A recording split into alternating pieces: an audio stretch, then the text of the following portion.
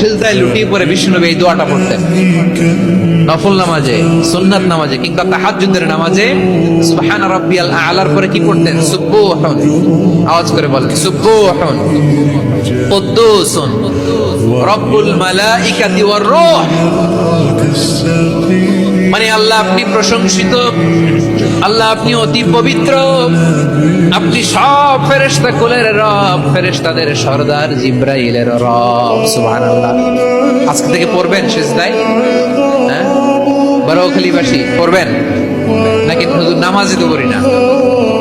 হ্যাঁ এরকম নফল নামাজে, তাহাজ্জুদের নামাজে, সুন্নত নামাজে সিজদার যে তাসবিহ সুবহান রাব্বিয়াল আ'লা তিনবার পড়ার পরে আমার ভাইরা, মহিলা প্যান্ডেলে আমার যে মায়েরা বোনেরা আছে, আজকে তো রেকর্ড হয়ে যাবে, কালকেই ভিডিও পেয়ে যাবেন।